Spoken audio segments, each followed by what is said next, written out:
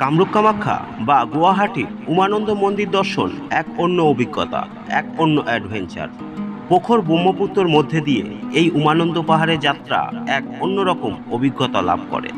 আর খুবই সুন্দর এখানকার পরিবেশ, এবং যারা এরম ধরনের পরিবেশে যাননি তাদের তো অবশ্যই খুবই ভালো লাগবে। চলুন তাহলে আজকের ভিডিওতে আপনাদের নিয়ে যাব উমানন্দ মন্দির বা উমানন্দ পাহাড় দর্শনে, যেটা গুয়াহাটি থেকে ব্রহ্মপুত্রর মাঝখানে অবস্থিত। এবং এরকম বড় একটি ক্রুজে করে কিন্তু আমাদের এই উমানন্দ পাহাড় সামনে দেখতে পাচ্ছেন, এখানেই যেতে হবে। চলুন তাহলে সেখানেই যাওয়া যাক। উমানন্দ মন্দির প্রায় দিন দশেকের জন্যে ব্রহ্মপুত্রের জলের স্তর বাড়ার জন্যে বন্ধ ছিল, কারণ যাত্রী নিরাপত্তার কথা মাথায় রেখে উমানন্দ দর্শন পুরোপুরি কিন্তু বন্ধ ছিল এই বছর প্রায় দিন দশেকের জন্য। আবার নতুন করে চালু হয়েছে, তাই আমরা যাচ্ছি।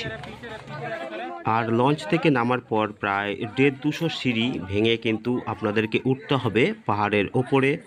তা যারা আসছেন তারা অবশ্যই এই বিষয়ে জানা দরকার, কারণ অনেকগুলো সিঁড়ি কিন্তু ভেঙে আপনাদেরকে ওপরে উঠতে হবে, এবং সেখানে গিয়েই পাবেন আপনারা এই মহাদেবের দর্শন। উমানন্দ মানে এখানে সাধারণত মহাদেবেরই মন্দির। এবং এই পাহাড়টিকে তো আমি লঞ্চ বা ক্রুজ থেকে দেখালাম যে সম্পূর্ণ কিন্তু ব্রহ্মপুত্রর মাঝে অবস্থিত। এই মন্দিরটা খুবই জাগ্রত, এবং গুয়াহাটি ভ্রমণের কিন্তু অন্যতম অঙ্গ কিন্তু এই উমানন্দ মন্দির। তাই যারা আসছেন উমানন্দে বা কামরূপ কামাখ্যা দর্শনে, তারা কিন্তু অবশ্যই একটিবারের জন্য এই উমানন্দ দর্শন করে যাবেন, কারণ এখানকার অ্যাডভেঞ্চার একটু অন্য ধরনের, যে কারণে প্রতি বছর লাখো লাখো ভক্তগণ কিন্তু এই মন্দির দর্শনে আসেন। আর আমরা এখন প্রায় উমানন্দর অনেকগুলো সিঁড়ি পার করে চলে এসেছি। মন্দিরের ভেতরে কিন্তু ক্যামেরা অ্যালাউ নেই, যে কারণে মন্দিরের ভেতরটা আমি আপনাদেরকে দর্শন করাতে পারবো না। বাইরে থেকে মন্দির পর্যন্ত আমি আপনাদেরকে নিয়ে যাব।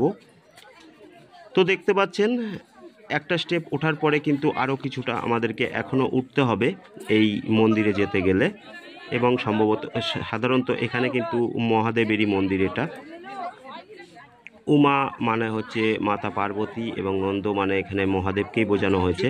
আর এরই সাথে এখানে কিন্তু একটা হনুমানজির মন্দিরও আছে, সেটাও আপনারা দর্শন করে নিতে পারবেন।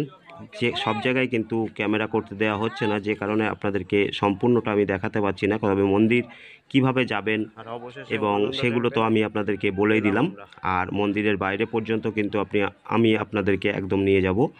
তারপরে আর আপনাদেরকে আমি মন্দিরের ভেতরটা দেখাতে পারবো না। দেখতেই পাচ্ছেন প্রচুর ভক্তগণ কিন্তু এই মন্দিরে আসছেন, এবং তারা যে ক্রুজে করে আসবেন সেই ক্রুজে করেই কিন্তু আবার ফিরে যাবেন। এবং আপ ডাউনে আপনাদের ভাড়া পড়বে 20-40 টাকা, মানে আসতে 20 টাকা এবং যেতে 20 টাকা। চলুন তাহলে ভেতরে গিয়ে আপনারা মহাদেবের মন্দির দর্শন করে নেবেন, লাইভ দর্শন করে নেবেন আপনারা যখন এখানে বেড়াতে আসবেন। আমি আপনাদের মন্দিরটা সম্বন্ধে একটা ধারণা দিলাম।